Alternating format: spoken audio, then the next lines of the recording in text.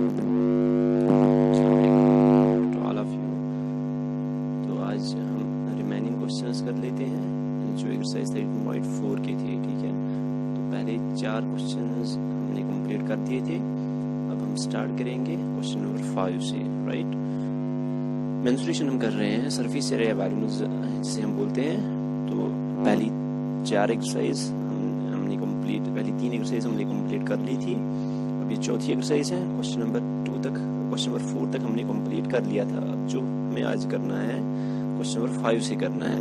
तो question number 5 हमारे पास है, hemispherical bowl made of brass has inner diameter 10.5 cm. Find the cost of tin plating it on the inside at the rate of ₹16 per 100 cm square. तो question है हमारे पास एक hemispherical bowl है, जैसे घर में कुछ बाउल्स होते हैं, right. Made of brass has inner diameter of 10.5 centimetre. ये ब्रास से बन रही है जिसका इनर डायमीटर 10.5 सेंटीमीटर है। इनर डायमीटर आप लोग को यहाँ पे समझना होगा, मीन्स जो एक बाउल होती है उसकी कुछ थिकनेस होती है, ठीक है। तो सेंटर से लेके जो अंदर वाला एज है वहां तक जो डायमीटर है उसका वो 10.5 सेंटीमीटर है। Find the cost of tin on the inside at the rate of ₹16 पर 100 सेंटीमीटर स्क्वायर। तो हमें फाइंड आउट करना है cost of tin plating, right. कुछ टिन प्लेटिंग करनी है इसके अंदर वाले साइड में, लेकिन पर 100 सेंटीमीटर का कॉस्ट कितना बनता है 16। तो हमें टोटल कॉस्ट फाइंड आउट करना है। तो हम अंदर वाला एरिया इसका फाइंड आउट कर लेंगे, ठीक है। फिर उस हिसाब से हम इसका कॉस्ट फाइंड आउट करेंगे। तो पहले सॉल्यूशन में सबसे पहले हमारे पास डायमीटर है given inner radius of hemisphere. जो डायमीटर हमारे पास वो 10.5 सेंटीमीटर है। तो डायमीटर से हम क्या ले सकते, क्या उठा सकते हैं, रेडियस। तो रेडियस जो होती है वो डायमीटर का हाफ होता है। तो सपोज हम लेके चलते हैं कि r इसकी रेडियस है, that will be equal diameter divide by 2, that is 10.5 divide by 2 will be equal to 5.25 centimetre. तो जो रेडियस हमारे पास यहाँ पे बनती है दैट इज 5.25 सेंटीमीटर, राइट। तो अब हम क्या करेंगे, इसमें हम क्या करेंगे, तो हमारे पास है रेडियस तो हमारे पास आ गई। अब हम अंदर वाला एरिया देखेंगे कि टोटल एरिया कितना है जिसको हमें टिन प्लेटिंग करनी है, राइट। तो now surface area of hemispherical bowl, जो हेमिस्फेरिकल बाउल है उसका जो सरफेस एरिया है, या जिसे हम कहते हैं curved surface area, that will be equal to 2πr square, that is curved surface area, right. तो 2π का वैल्यू 22/7 है एंड जो r है हमारे पास दैट इज 5.25 का होल स्क्वायर। तो कैलकुलेट करने के बाद इसका वैल्यू जो आता है दैट इज 173.25 सेंटीमीटर स्क्वायर। तो ये सरफेस एरिया बाउल बनता है, ठीक है। Therefore, surface area of hemispherical bowl is 173.25 centimetre square. तो ये सरफेस एरिया आया, ठीक है। मतलब इतने सारे एरिया को हमें टिन प्लेटिंग करनी है, लेकिन हमें ये एरिया नहीं चाहिए, हमें फिर चाहिए क्या, बस कॉस्ट निकालना है हमें। तो कॉस्ट ऑफ 100 सेंटीमीटर स्क्वायर या cost of tin plating 100 centimetre square of area, जो 100 सेंटीमीटर स्क्वायर का एरिया है उसका कॉस्ट कितना बनता है 16। तो 1 मीटर स्क्वायर का 1 सेंटीमीटर स्क्वायर का कॉस्ट कितना आएगा 16 डिवाइड बाय 100।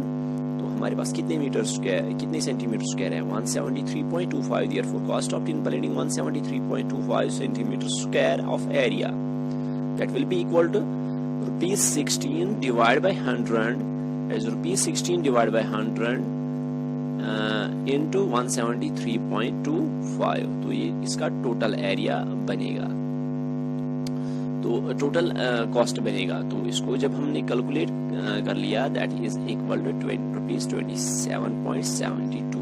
तो ये टोटल कॉस्ट आएगा इस हेमिस्फेरिकल बाउल को टिन प्लेटिंग करने के लिए। नेक्स्ट क्वेश्चन पे आते हैं। जो नेक्स्ट क्वेश्चन है हमारा that is find the radius of a sphere whose surface area is 154 centimetre square. हमें radius of sphere find out करनी है अगर उसी स्फीयर का सरफेस एरिया है 154 सेंटीमीटर स्क्वायर। तो सबसे पहले हमारे पास सरफेस एरिया, हमें रेडियस फाइंड आउट करनी है। तो हम लेके चलते हैं कि suppose r be the radius of the sphere. Now जो सरफेस एरिया ऑफ स्फीयर है वो वही से गिवन है that is 154 centimetre square. But जो सरफेस एरिया ऑफ स्फीयर होता है, सरफेस एरिया ऑफ स्फीयर वो किसके बराबर होता है, surface area of sphere that is 4πr square. वो 4πr स्क्वायर किसके इक्वल आएगा 154। तो वही मैंने यहाँ पे लिखा 4 pi R square is equal to 154। हमें आर का वैल्यू निकालना है। Pi will be equal to 22/7।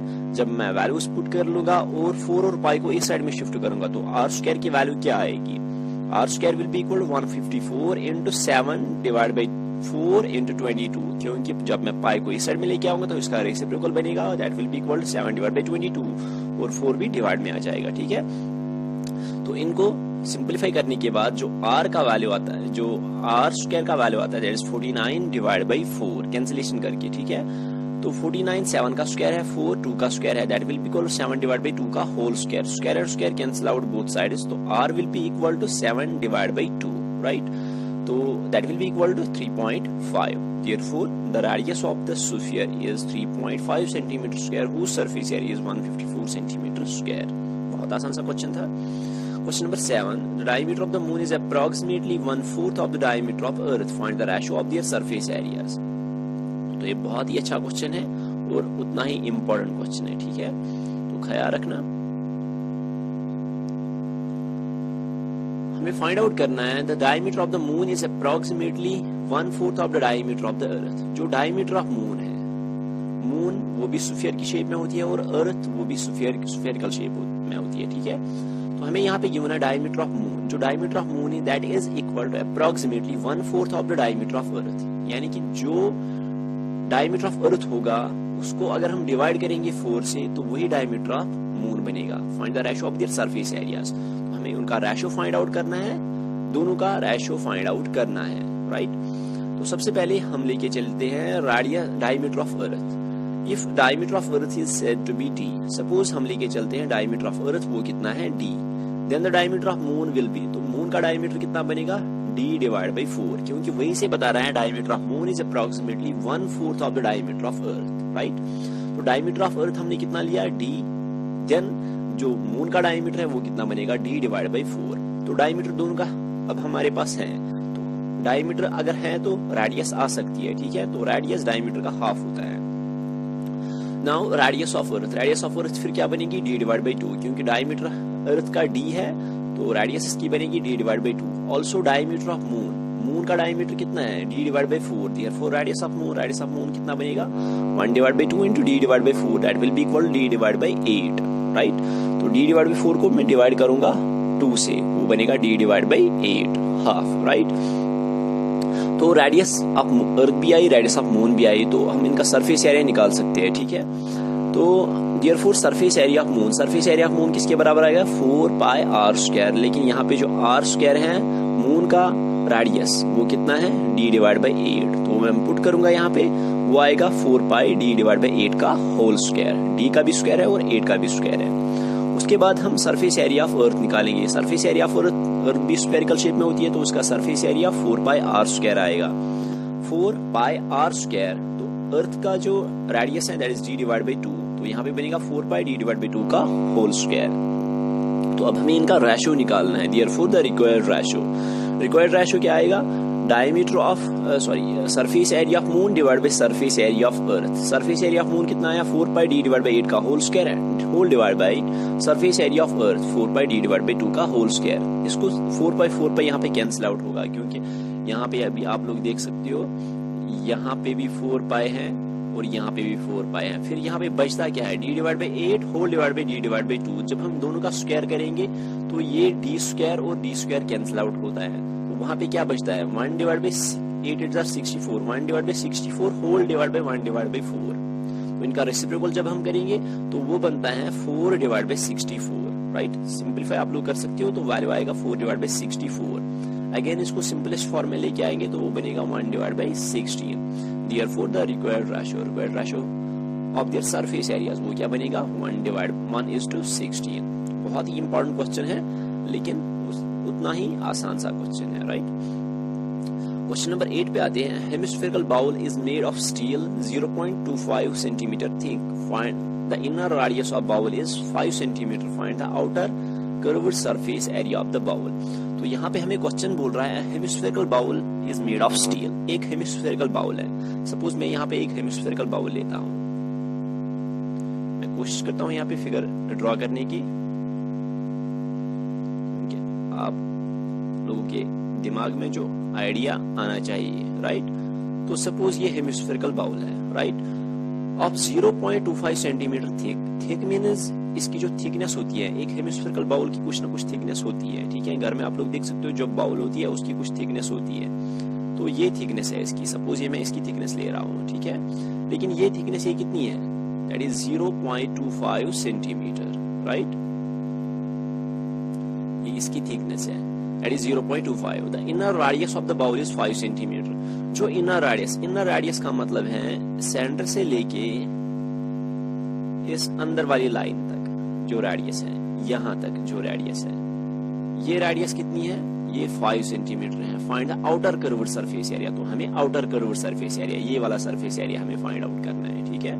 तो outer curved surface area find out करने के लिए मुझे फिर आउटर रेडियस की जरूरत पड़ेगी, दैट इज यहां से लेके यहां तक, सेंटर से लेके बिल्कुल बाहर तक जो रेडियस होनी चाहिए वो मुझे फाइंड आउट करनी है। लेकिन इस पॉइंट से लेके इस पॉइंट तक ये रेडियस मुझे पता है, राइट। मैं कलर भी चेंज कर लेता हूं ताकि आप लोग को अच्छे से समझ आ जाए। तो मुझे यहां से लेके यहां तक, यहां से लेके यहां तक, ये तो मुझे पता है, ये कितना है 5 सेंटीमीटर। और ये जो थिकनेस है, इसकी थिकनेस कितनी है 0.25, राइट। तो मुझे रेडियस चाहिए यहां से लेके यहां तक, आउटर रेडियस मुझे चाहिए। आउटर रेडियस फिर कितना आएगा, inner radius plus thickness, right. तो हमें outer curved surface area find out करना है। सॉल्यूशन इसका given inner radius of hemispherical bowl वो कितना है 5 centimetre. Also thickness of the bowl वो कितनी है 0.25 centimetre, right. Outer radius of hemisphere, जो आउटर रेडियस बनेगी वो क्या बनेगी फिर 5 + 2 0.25, that will be equal 5.25 centimetre. Therefore अगर रेडियस हमारे पास है तो हम इजीली इसका curved surface area find out कर सकते हैं। Therefore formula for outer curved surface area of hemispherical bowl is 2 pi r square. Values put करते हैं, 2 pi is 22/7 and r square is 5.25 whole square. Calculate करने के बाद इसका जो एरिया आता है दैट इज 173.25, राइट। तो ये क्वेश्चन नंबर 8 था, बहुत ही आसान सा क्वेश्चन था, बस समझना है, ठीक है। लास्ट क्वेश्चन पे आते हैं। A right circular cylinder just encloses sphere of radius r। एक राइट सर्कुलर सिलेंडर है, ये एनक्लोज कर रहा है, यानी कि उसके अंदर में एक स्फीयर है जिसकी रेडियस r है। इसने डायग्राम भी दी है, right. Find the surface area of the sphere. हमें surface area of sphere find out करना है। फिर नेक्स्ट पार्ट में curved surface area of cylinder, फिर curved surface area of cylinder find out करना है। And part number 3 that is last part is ratio of the areas obtained in question number part number 1 and part number 2। फिर हमें ratio find out करना है जो हमें first and second part से मिलेगा, ठीक है। मतलब दोनों को डिवाइड करना है। तो सबसे पहले हम फर्स्ट पार्ट पे देखेंगे और डायग्राम को समझने की कोशिश करेंगे। क्वेश्चन है, right circular cylinder just enclose the sphere. एक राइट सर्कुलर सिलेंडर है, ये एनक्लोज कर रहा है एक स्फीयर को। एक राइट सर्कुलर सिलेंडर ये एनक्लोज कर रहा है एक स्फीयर को। ये राइट सर्कुलर सिलेंडर है, ये अंदर में, इसके अंदर में एक स्फीयर है जिसकी रेडियस r है। सपोज यहाँ पे हम पॉइंट लेते हैं, ये रेडियस इसकी कितनी है, ये r है।